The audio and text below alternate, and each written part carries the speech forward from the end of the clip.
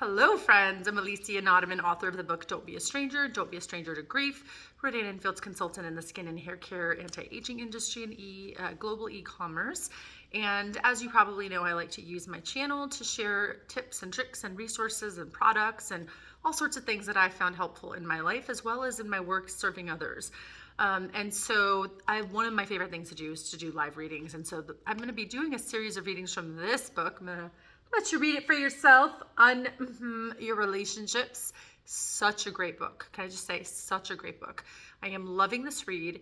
It is you can tell how small it is. It's a quick and tiny little book. So don't be alarmed by size. Don't be mistaken. There is so much goodness here. And I am really in awe. The author has done an incredible job of taking a very big topic and breaking it down into palatable, just chunks of information, both in providing an overlay of what attachment patterns even are. What does it mean to be avoidant? What does it mean to be an insecurely attached person? Where does it come from? And validating in a way that is really honoring and validating of whoever and however you show up as based on your history, your upbringing, and then what to do about it. So how to move from patterns that are maybe less helpful to more of a secure attachment in your life and in your relationship. So I'm just really impressed by how the author, Tara Wilson, has been able to do that. So that said, I'm going to read just a few little chunks across a series of videos because I think even just taking a couple paragraphs out here and there will whet your appetite to how great this book is. I highly recommend grabbing a copy and just kind of digging your way through it.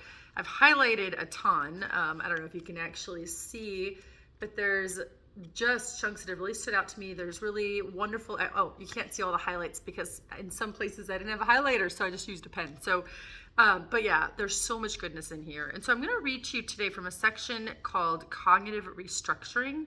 And specifically in my work, in my mental health world, I talk about this as in the context of what's called the ABC model, all about reframing less than helpful thoughts. Let's just call them that. And this book does a beautiful job of laying it out. So I'm just going to read to you this section and hope that you'll find some benefit in it as well. If you like the material that I'm presenting, if you enjoy the live readings or any of the things that I've been sharing, please go ahead and subscribe to the channel so that you can be just made aware whenever I post something new, or follow me on social media. I'm most active on Facebook, just under my full name. And just thank you for your support in my world. Really, my primary focus with this channel is to just get information out. And so whether it's books, whether it's on my Rodan and Fields skin and hair care products, whether it's just anything else that I'm really appreciating in my life and in serving others, I just like to kind of share it here when I have time. So cognitive restructuring is from page 36 of the book. And these are exercises to challenge irrational thoughts and beliefs. The point of this exercise is to help you pinpoint the irrational thoughts that pop up in your mind and dispute them, turning them into something positive. For this, you need to journal every situation that has made you feel terrible. Write down the thoughts that pop up each time. Next, devise a better alternative to the thought. You can accomplish this by using the ABCDE method. So this author added a couple letters. I'm sure there's models out there that do that as well. I usually define them differently, but it's the same concept. So number one, A is the activating event. This is a fact. Pick the event that triggered your anxiety. And I typically will tell my clients, if 20 people were watching your life, they will all see the same thing. Somebody bumped into your foot with a shopping cart. That's a fact. Then what you tell yourself about that is B. Number two, B is belief. What are the beliefs you had about this occurrence? What was that thought that rushed through your brain as soon as the thing happened in A, right? Because we all tell ourselves a story. This gets back to Brene Brown's book on what is the story you're telling yourself. So B is the belief. C is the consequence. What did you do? They say or feel, I say and feel as a result of these beliefs. So in other words, when you told yourself B, then what was the consequent feeling? And I typically encourage my patients to rate that feeling 0 to 100%. You were angry, how angry? You were sad, how sad? And then what did you do? What do you typically do when you tell yourself that and then feel that feeling? What's your typical response? It's not unusual to negative feelings to have somebody say, well, I shut down, or I withdraw, or I lash out, or I ruminate and obsess and perseverate.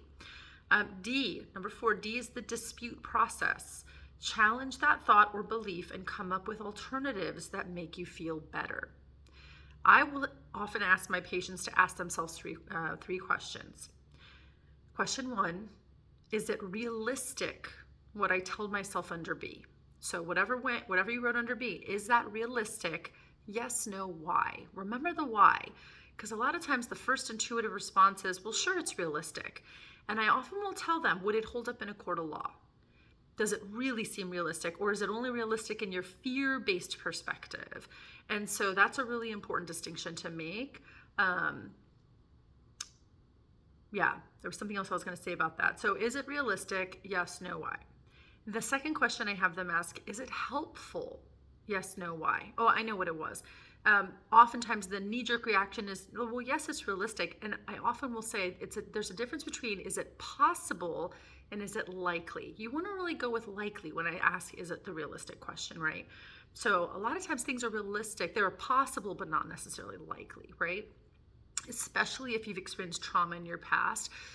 In a lot of the trauma protocols and trauma work that we do in healing, there's the reminder of, we're going about life today sometimes treating low risk events as though they're high risk because we're seeing them through a lens of a traumatic event from our past or painful event of our past or, just a fear-based lens.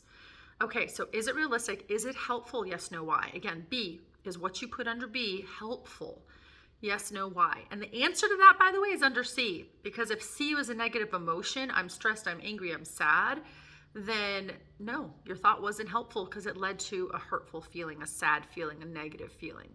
So if C is cheerful, oh, well, I told myself everybody loves me and now I'm happy and joyful. Sure, that's helpful, right? That's great.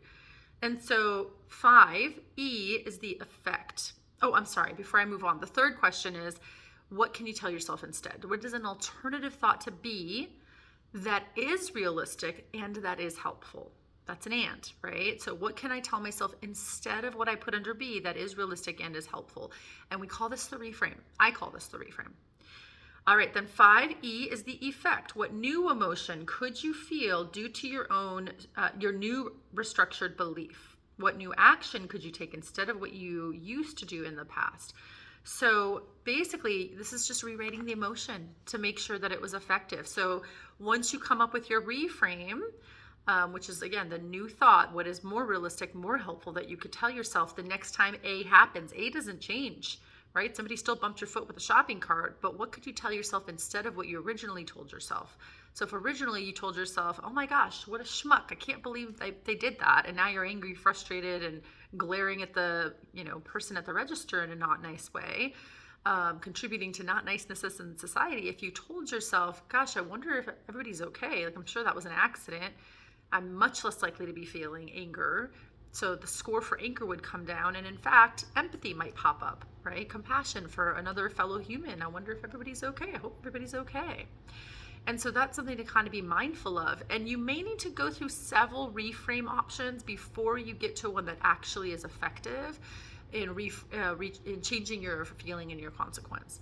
And so that's not unusual because you want to reframe until that feeling drops enough where you're like, oh, okay, all right, I feel better. No, I really feel better.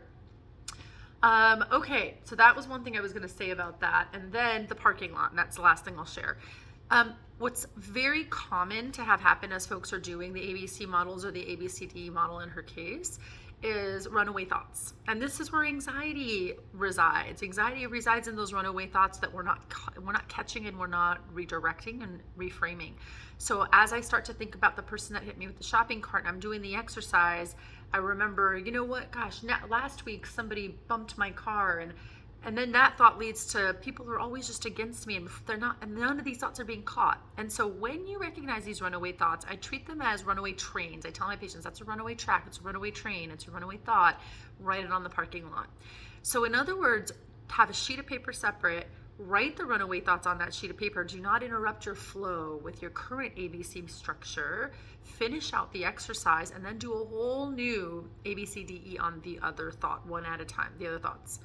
Because otherwise you'll get too confused, too muddled, and no wonder anxiety runs rampant.